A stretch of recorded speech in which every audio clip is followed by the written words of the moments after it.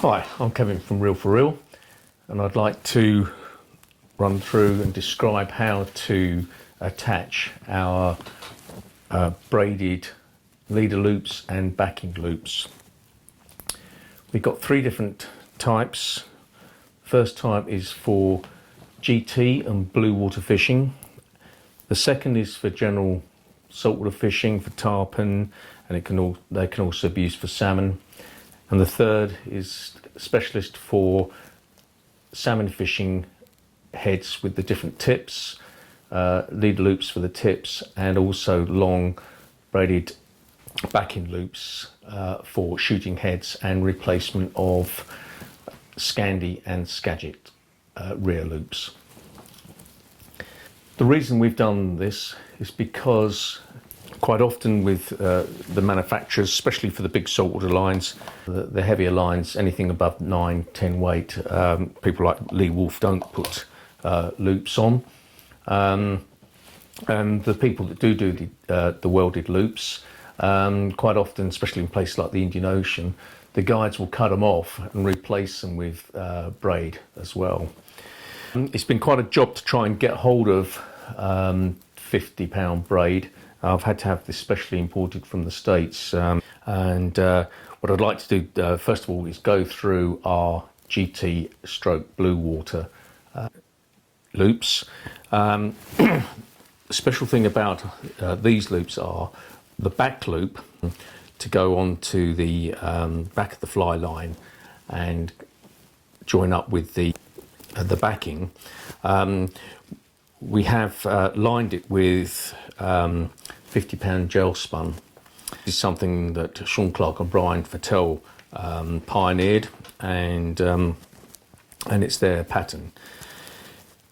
The reason we're doing this is because with GT fishing, if you're fishing on a reef edge or close to a bommy and you have to hold a fish tight and you're running 100 or 130 pound mono leader onto a fly line. A lot of the fly lines, like the Leviathans and the Rio GT lines, 70-pound cores, even the Lee Wolves, the 14 weight, 550 grains, are running 50-pound plus cores. And so the weak point then, if you've got 50-pound gel spun or 80-pound gel spun as a backing, becomes the rear loop from the fly line, because the gel spun crushes the backing and it can break with the crushing power if you're holding a really big fish tight. And so this is designed to add another layer of security for that type of fishing, and you don't want one of the prize fish that we're going after to have to swim off with a fly line, a whole fly line, where the back loop has broken or given way in extreme conditions. We're putting the gel spun through the backing loop only. I'm not doing it on the front loop, and that's because the leaders for that type of fishing tend to be 100 or 130 pounds, and it's a thick mono, and so it doesn't have the crushing power of the gel spun. To attach the leader loop, and I'll do the rear loop first, it's important with these modern slick lines just to key the surface and just rough it down slightly with a little bit of sandpaper. I also like to just cut a slight angle on the end of the fly line, which makes it easier to fit. Now, when you get these backing, braided backing loops, there's an outer and inner part to this. And the secret is to pull the inner layer through as first, and this will make it much easier to the rear end of the fly line into. It's a little bit fiddly, especially with the gel spun. But the trick is to pinch and push the line into the braid And then with the extra tag ends, you can just pull it tight to make sure that that's not crimping up inside. With the GT lines, I like to push the line up to the beginning of the loop. When that's done, you then need to pull over the top layer of braid and pinch and pull and just manipulate this so the top layer of braid comes over the bottom tube of braid. And that means that then when that happens, you can then tie a nail knot on the top tube of the braid, and it will contain any loose ends. It always tends to throw a bit. And then when you've done that, you can make sure that your loop is big enough for your spool of line. Another reason we've done this is because with reels such as the Pacific, 12, Super 12, Able, T-Bus signatures, the spools are really expensive. So it's very easy to carry these or have these with you and just change the line on the spool. So the idea is you get the loop to the length you want it, you get the fly line into the bottom braid, pull the top braid over,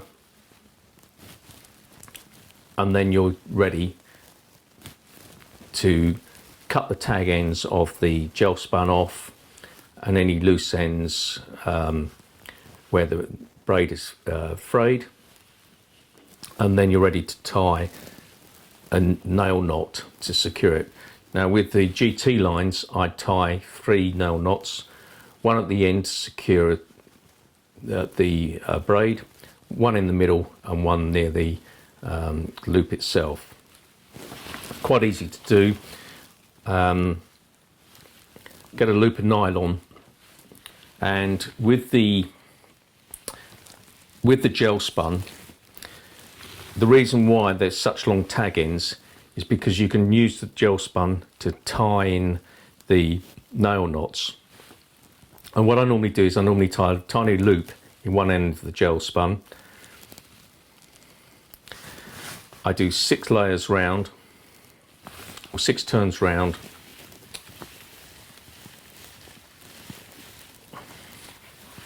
Then into the loop of the nylon,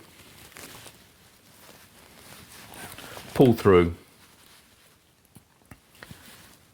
Now, when you've got the knot nice and neat, you can put something in the loop there and grab hold of here, and you can pull this really tight. The crushing power you can get with 50-pound braid and the knot that you can tie is immense. And you know when you've got it really tight because the gel spun actually goes translucent. With the ordinary leaders, for the tarpon fishing, I use a thinner 20 or 30-pound gel spun, or you can use nylon.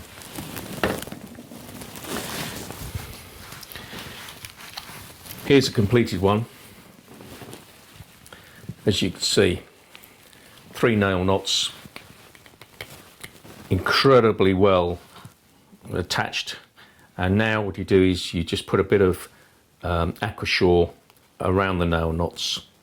And some people might like to aquashore the whole lot. I just do the nail knots on here, and just make sure they always get a bit of fraying at the end of the braid there, and to make sure you put the aquashore around there, just to get a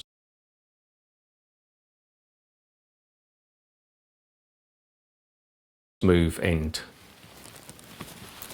Regarding the leader loop for the GT lines, I've made these 15 centimeters long.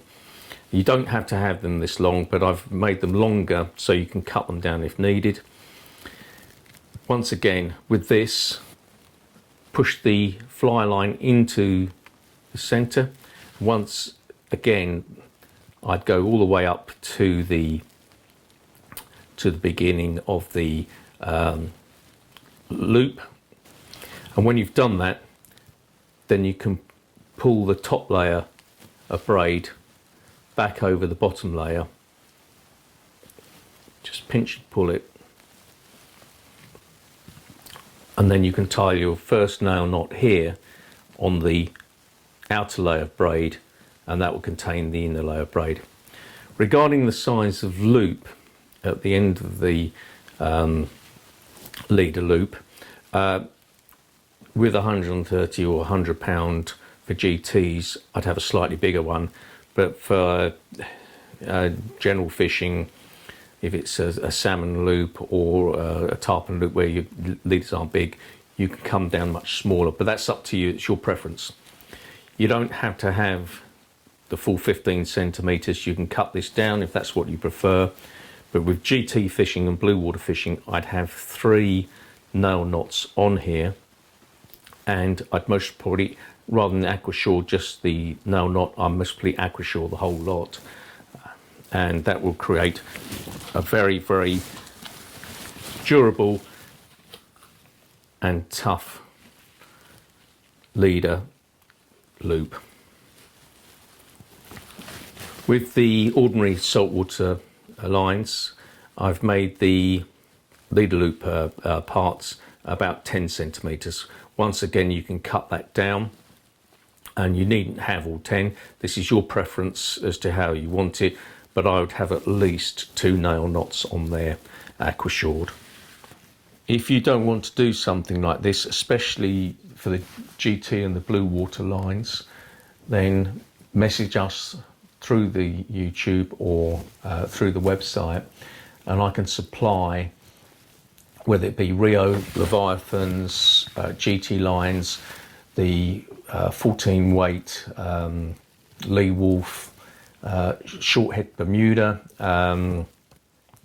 that's got a 50 pound plus core, or the Airflow GT lines with the rear backing attached, or any of the other lines that don't come with welded loops in the heavier sizes. We can provide those with our loops attached to them if it's something that you don't want to do yourself. So please message us, and we'll be able to provide you a price that includes the fitting and the leader onto the line all in one, and we can send it to you. Thanks for looking.